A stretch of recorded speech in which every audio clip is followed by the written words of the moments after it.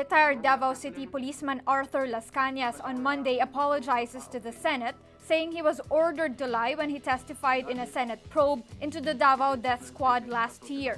Lascañas says, quote, "I would like to ask for apology and understanding.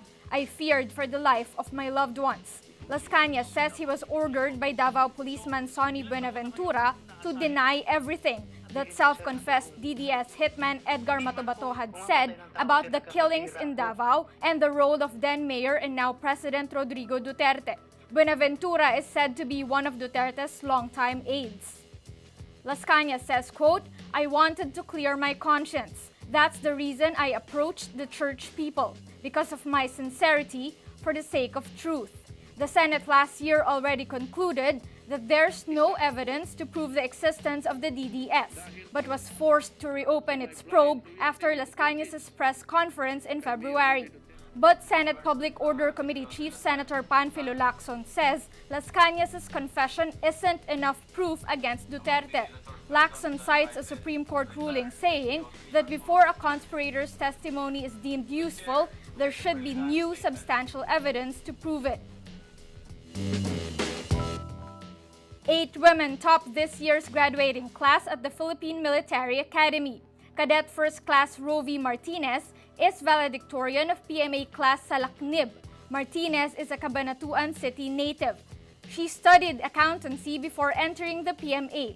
63 out of 167 members of the graduating class are women, the highest figure since the Academy began admitting women in 1993.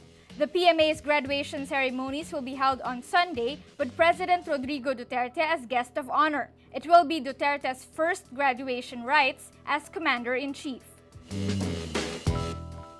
The White House on Sunday urges Congress to investigate United States President Donald Trump's allegation that former President Barack Obama tapped his phone during last year's election campaign. Trump's aides scrambled to limit the political fallout of the U.S. president's claim about his predecessor, admitting it was still unproven. Trump on Saturday tweeted, quote, "How low has President Obama gone to tap my phones during the very sacred election process? This is Nixon or Watergate, bad or sick guy." He provided no evidence to back up the claim. Watergate is the generic term for the scandal that brought down President Richard Nixon in 1974. It began with the revelation of a secret wiretap in the offices of the Democratic National Committee at Washington's Watergate Hotel. Obama denies Trump's allegations.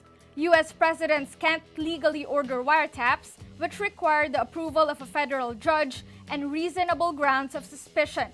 Obama's Director of National Intelligence, James Clapper, says there was no such wiretap activity against Trump as a candidate or against his campaign.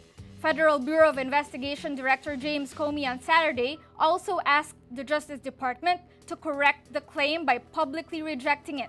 The department hasn't done so. Comey made the request because there's no evidence to support it, and it insinuates that the FBI broke the law.